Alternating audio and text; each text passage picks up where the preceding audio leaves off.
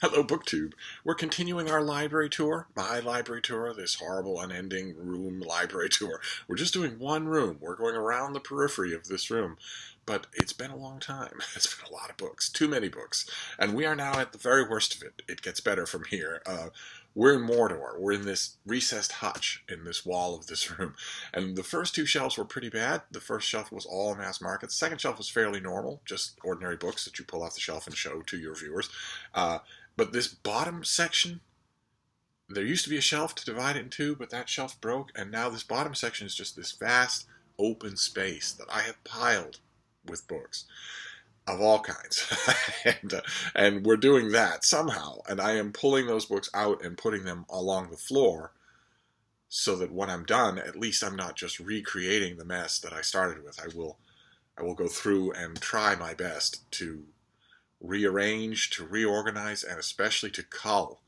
But anyway, we're doing these now. We're just going to continue along. There are a lot of graphic novels here, a lot of comic books, so those of you who are not so inclined, I'm sorry, you have to buckle up.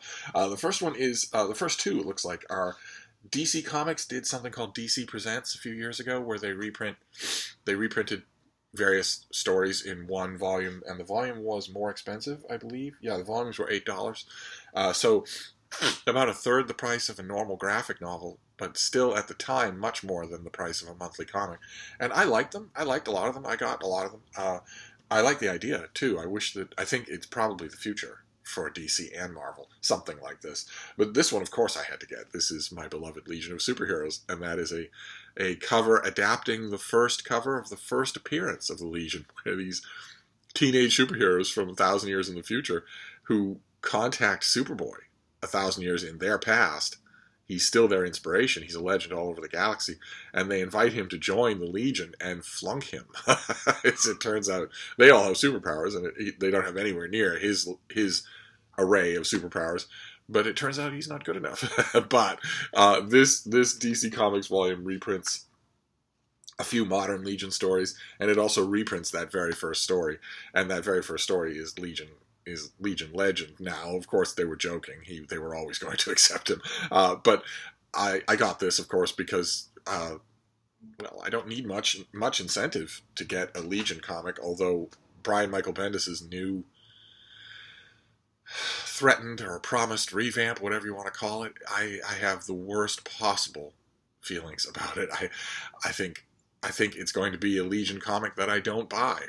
That the Legion will be back on the stands and I won't be buying it. And that's only happened once before in the Legion's entire history. I have been a fan of this franchise from the beginning. And the one and only time when I stopped buying the Legion, even though it was appearing on monthly comic shelves, was a reboot done by the comic writer Mark Waid, in which he had a blank slate to work with, and the best he could come up with is that the Legion members were rancorous resistance members who teenage delinquents who hate adults. He also changed a couple of key characters in a couple of key ways, and it was just dumb. It was just dumb. The one thing you have to do to successfully revamp the Legion, or even to successfully write the Legion, is to mind what made it popular. Legion fans are the most devoted comics fans of them all, and they're that way for a reason. And if you ignore or throw out what made it popular, if you ignore the lore, if you ignore the long back history of the concept, then what are you doing? Then who cares? You're certainly not going to have the Legion members along for the ride, or Legion fans along for the ride. And Brian Michael Bendis has made a career out of ignoring lore or radically subverting it. I'm bracing myself. I'll of course buy the first issue just to see, but I'm bracing myself for a Legion of Superheroes who are evil, or who are doing evil, or have just decided that's what they're going to be. And the thing that kills me is that the slate is clean once again for the Legion of Superheroes. The DC has done so many continuity revamps and beginning of time forward revamps that a new writer coming to the Legion could write essentially anything and make it canon. Which means the path to me seems obvious. Just start the whole thing over again. Just start with the origin of the Legion, move up in the course of the first year to them considering the idea of going back in time and recruiting Superboy, Well, you can't call him Superboy. You can't use that. It's a mess. So I'm not looking forward to it. But my only hope, Brian Michael Bendis, for reasons that surpass my understanding, is a star in the comics writing world of today. My only hope is that his relaunch of the Legion will be high profile enough to scare up a few reprints of classic eras of the Legion, most of which has not been reprinted, most of which has not been collected, and that would be great. If I could have a library of the Legion up until the Mark Waid reboot, I would be a very happy Legion fan. This other one is also a DC Comics Presents. This is Lois and Clark, the Superman Lois and Clark, and this is just it's a reprint volume full of stories revolving around the wedding of Clark Kent and Lois Lane. So there'll be some high points and some low points. There's some really good stuff in there. This next one is an old graphic novel. It's by Howard Chaykin, the great Howard Chaykin, and the art is by Mike Mignola, although he gets third credit on the cover because he wasn't as well known when this came out. This is probably 30 years old. This is Iron Wolf, and it's Howard Chaykin writing, so it's elaborate world-building science fiction, and it's Mike Mignola artwork, and it's the main source from which later writers have quarried quite a bit of stuff without giving it credit. It's a terrific read, though. Okay, this next one is Scott McDaniel artwork. I mainly got it for that. I mean, the writing I'm sure is fine, but this is Nightwing. For a while, Scott McDaniel, who's a fantastic artist, did DC Comics Nightwing. Nightwing is the grown-up version of the first Robin the Boy Wonder. And his artwork on Nightwing was just career-definingly great. Just incredibly great. And this is just, I think this is volume 2. I think this is just a collected volume, collected issues of Nightwing. It's not one whole story. It's just a bunch of different issues. And the reason why I kept this volume when I don't think I have any other Nightwing, sooner or later there will be a huge omnibus of Scott McDaniel Nightwing, and I will get that definitely, because his panels you can study. You can study the detail in them just for a long time. You can lose yourself in one issue. That's how much work he put into them.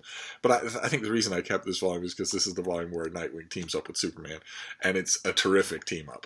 It really is. It's Nightwing, of course, as Robin, has known Superman his whole life. And that really is underscored. The writer, I suppose I should find out who wrote this, Chuck Dixon. Chuck Dixon, the writer Chuck Dixon, really captures that. That if Batman is an ersatz father figure for Dick Grayson, then Superman is an ersatz uncle. And Nightwing asks him at one point in that issue, so this business with flying, is it like walking or running for you? I mean, is it? Do you think about it? Is it an effort? And stuff like that I really like. Okay, then this next one is an elaborate Superman story. I think. Okay, it's written by committee. It's drawn by committee. Pascal Ferry is in here. Ed McGuinness is in here, but lots of other people too. This is Return to Krypton. Superman, Return to Krypton, which is an elaborate story, in my opinion, far too elaborate. But it has a terrific ending. All stories where Superman dallies with the idea of returning to Krypton, or does return, or sends a message back, or gets a message from them, all those stories should have, by rights, good endings, because it's the ultimate gut punch, but they don't always, and this one does. It's a really good, it ends up being a really good Superman story. This next one is Chris Claremont and Salvador Larroca. This is Extreme X-Men, Volume 2. I'm pretty sure I have all of these. I have them for the Salvador Larroca artwork, because his artwork is likewise extremely beautiful, extremely detailed. Chris Claremont, by the time he was writing this book, he's not a minimalist writer. He loads his stories with writing, so much so that the artist can't keep up or have any chance of portraying what the scripts are, so that Claremont actually accidentally makes LaRocca's great artwork seem bad. I mean, the artwork is great panel by panel, but you couldn't follow it without the script. And a lot of times the script is explaining something that isn't visible in the artwork because Chris Claremont is overwriting. So, okay, this is Howard Chaykin again. This is a reprint of The Shadow, Blood and Judgment, a terrific 4-part miniseries in which the Shadow returns. after 50 years. And all of his old sidekicks are being hunted down by someone, and they are all old. They are all old people. And he is not. He has gone back to the the hidden fortress city in the Himalayas where he originally became the Shadow, and hasn't aged in the whole time. And there's a Chaykin's first issue shows that beautifully. All the surviving sidekicks get together to try and figure out what's going on, and then they hear that blood-curdling laugh. They hear the blood-curdling laugh of the Shadow. And in this issue, we have not seen anything of the Shadow. We've only seen the sidekicks, so we just assume that he is also going to be old. The time will have passed, but no. No. And notice he has a shadow. Just wonderful. This is I have the original of this. Looks just like this. That I have kept and reread forever. It's one of my favorite graphic novels. And then, who was this? Dynamite reprinted it. So, a brand new thing, no changes, so I grabbed it. Okay, this is Brian, the aforementioned Brian Michael Bendis. He came up with the idea that Marvel Comics was probably secretly ruled by a group of its most powerful or most intelligent members. He called them the Illuminati. And this is a graphic novel collection of their annual meetings, their regular meetings. You have Prince Namor the Submariner for reasons that pass understanding. You have Prince Namor the Submariner, but not Captain America or Thor. You have Reed Richards of the Fantastic Four. You have Doctor Strange. You have Black Bolt, the King of the Inhumans. Iron Man, of course. Professor X of the X-Men.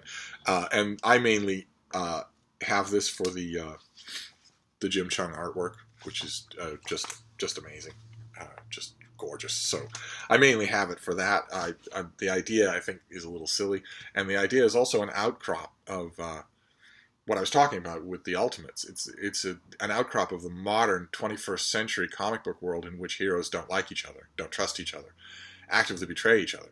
In order for the Illuminati to work, Reed Richards has to lie to his wife. Black Bolt has to lie to his wife. And that isn't the comic book world of Marvel that I like, and it isn't the one that Stan Lee created. So I have my problems with it, even if it does occasionally yield to a good story. Okay, this is the aforementioned Mark Waid. This is Justice League Midsummer Nightmare. This is a really good Justice League adventure where something approaching the original team gets back together. The idea, I mean, the Justice League for a while before this had been in the wilderness. It had been a monthly or bi-monthly comic starring all sorts of also-rans, and some of those comics were played for laughs. It was all viewed as a kind of a joke, with the characters being buffoons and whatnot. And this was the first tentative step towards reviving the Justice League as it was, the great Justice League, the great 7-member Justice League. They're a little bit in shambles, as you can see in this cover. For instance, Wonder Woman appears to be a man from the 1980s, and this is not Hal Jordan. This is a different Green Lantern, and Aquaman has a hook for a hand. So it shows you that some of the characters had wandered off on their own. That has since largely changed. Mercifully, DC Comics right now, anyway, has tended to revive classic characters, the classic versions of their characters. They always trash them for a bit and then slowly make their way back. But this still makes for a good Justice League adventure. Okay, talk about a good Justice League adventure. All right, we have, this is by the great Darwin Cook. This is New Frontier.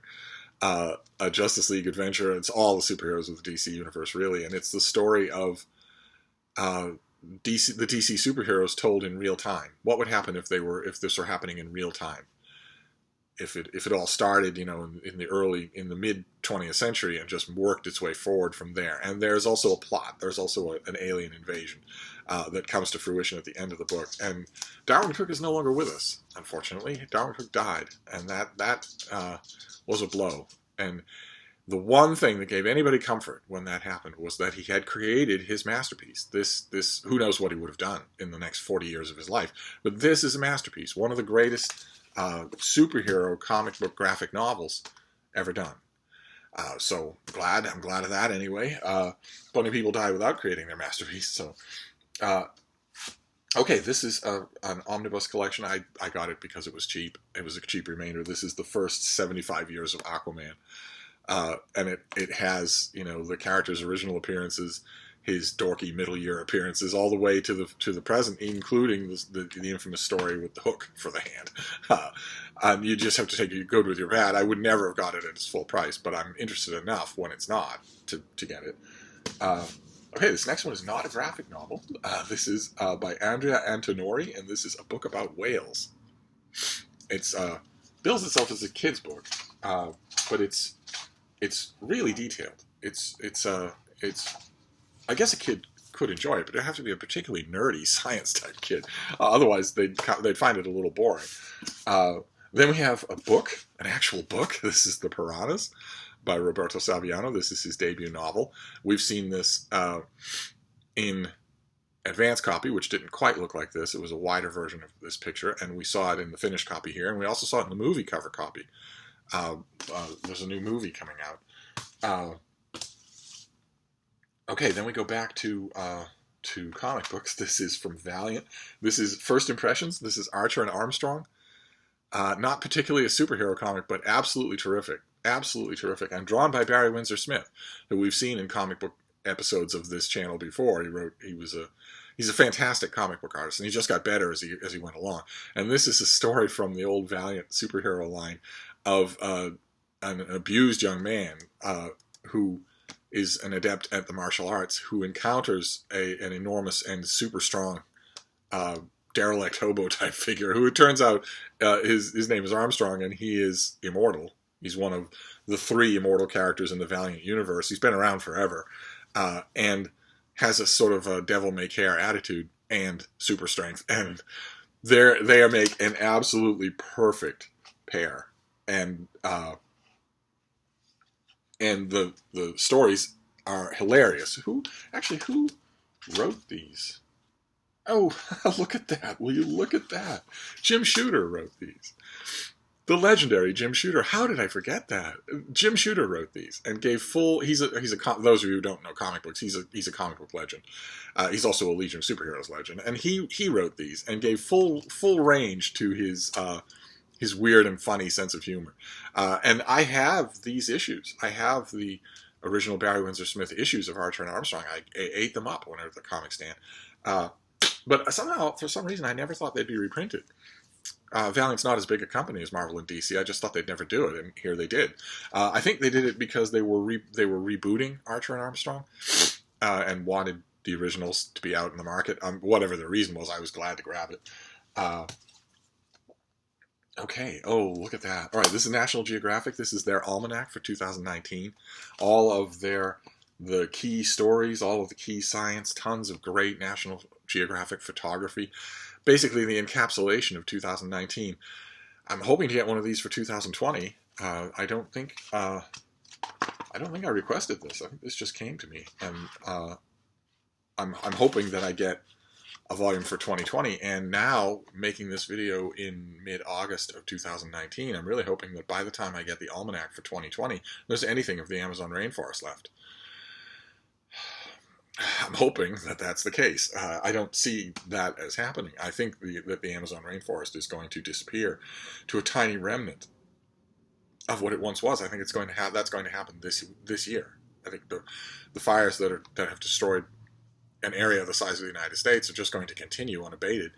The country needs to allow people to fight them, or they won't stop, and the country is not allowing people to fight them. So, that is a lung of the planet.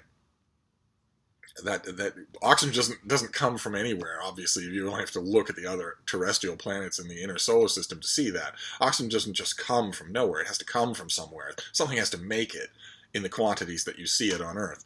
And that is forests, especially rainforests. Rainforests do that. They create the oxygen that we need to breathe. So, anyway, I'm hoping that I get an almanac for 2020. All right, this is another comic book. This is John Byrne, the legendary John Byrne, fan favorite writer and artist. And this is the old Visionary series that Marvel did, where they would collect the work of an artist or a writer. And this, I think, is volume 2. Yeah, this is volume 2 of John Byrne. For all I know, there are 6 volumes. He stayed with the Fantastic Four for a long time, and he did a lot of wonderful stories for them. And I just have this one volume. But you know, I could easily have others. I think I have this one because I think this includes the trial of Reed Richards. Let's see. Hold on just a second here while I check to make sure that whether or not that's the case. Oh no, no, this doesn't. This doesn't have the trial of Reed Richards. It just has a bunch of early John Byrne stuff on the Fantastic Four. I should look around for the volume that has the trial. There was an issue called The Trial of Reed Richards, where Reed Richards, the leader of the Fantastic Four, decides, of course, that if Galactus, the gigantic devourer of worlds, is dying, you have to save him. You have to save any life that's dying. So he does. And naturally, the rest of the peoples of the galaxy want to put him on trial because they have suffered at the hands of Galactus. If Reed Richards had it in his hand to watch Galactus die, he should have done that. And the issue is just, it's bonkers. It's so enjoyable. I'm sure that I have it here somewhere. I probably have the original issue. All right, this next one is a big book. This is Birds in Our Lives. A great old thing that has just lavish photos all throughout. I believe that everything in here is this black and white. Yes, it is. There are illustrations, and there are also lots of photos and lots of stories, research, natural history, all about birds. I've used to see this more often than I do. I don't see it that often anymore. So the last time I saw it at the Brattle, I grabbed it, and it needed some tender loving care. But I gave it that because it's a bird book to keep. It's a bird book to have. Okay, all right. This next one is Bound Pages. This is Tom Shippey's Laughing Will I Die. Just in this format. No idea why I have it. I have the book, and this is what a publisher will send out if they don't have anything else to send out. They'll send out something like this just to get the reviewer primed and ready on it, and then they have the advanced reader's copy, the review copy, and then they have the finished copy, and so I don't think the point is to keep these things, but here it is. And there's a bunch of them here. There's, okay, this is by Christopher Pinney. This is The Waterless Sea, his book about mirages, also kept in a bound galley format, and also Bill Leatherbarrow's book, The Moon, also in just a spiral. So just take the pages and bring them to a copy shop and have them collected. Then the advanced copy of, this is the advanced copy of a book that I have in finished copy. I just loved it. It's by Corey Dorfield, and it's called The Rabbit Listened. And it's about a little kid who is troubled and needs someone to listen, and all the different kinds of animals come along and don't. Hyenas laugh, the hippo tromps on things, that the kangaroo bounces away, that sort of thing. You get the gist of it. And only the rabbit just sits and listens. And I thought it was completely charming. The only objection that I had to it is when you're able to see a mile off, which is, of course, it is the dog who would listen. You don't need to go as far afield as a rabbit. Every household, the kid's household would have a dog, and the dogs listen. They are perfect for it. They are the ones who've been doing it the longest. Okay, I don't know what this is. Okay, that is not even a book. That is not even a book. And neither is that. All right. Oh, there's like I said, there's just junk in here. The next actual book or book-like item that we get is also a bird book to keep. This is National Geographic's The Splendor of Birds, which when I got it last year, it's just beautiful. Just beautiful. I opened to a black and white, but there's also color. When I got this last year, I loved it so much that I pretty much didn't let it out of my sight. I showered with it, I ate with it, I commuted with it. I loved it to pieces. It is, even by National Geographic standards, it is a magnificent piece of work. And here it is buried in the darkest depths of Mordor. Not good. Not good. And then the last book. This is the last book from this next pile, and it's something we've seen before. This is designed by... book was designed by Chip Kidd, and this is Marvelocity, the Marvel Comics artwork of Alex Ross, the great illustrator Alex Ross. And this is just, well, not just, it's a whole book of his Marvel Comics artwork. Not just the panel-by-panel stuff, but also the posters. Look at that. Unbelievable. he's made a whole career out of this realistic renditions of people, so that the characters, these comic book characters, actually look like people in costumes. I'm a big fan of his, of course. For a while, there's a companion volume of his artwork of DC, the other major comic book superhero company, and I had that for a long time. I don't think I do anymore. I think I gave it away. But I still have Marvelocity. I still have his Marvel work. So there you go. That is the next stack in the very darkest depths of Mordor. The sub-basement of Mordor. And it's just a mess. It's just an absolute mess. These things, you've seen already, these are things that need to be readily available. I am going, if I either need to get rid of the ones that I don't consult anymore and make room for the ones I do, or rearrange this so that the ones I do consult, like Darwin Cook, for instance, New Frontier, I look at that all the time, several times a year. It shouldn't be buried in a pile where I need to do major reconstructive surgery just to get at it. None of these things should be. So this library tour is helping with that, very much so. So I'm going to wrap this up for now, but we'll be back. We've got plenty more of Mordor to do. So thank you, BookTube.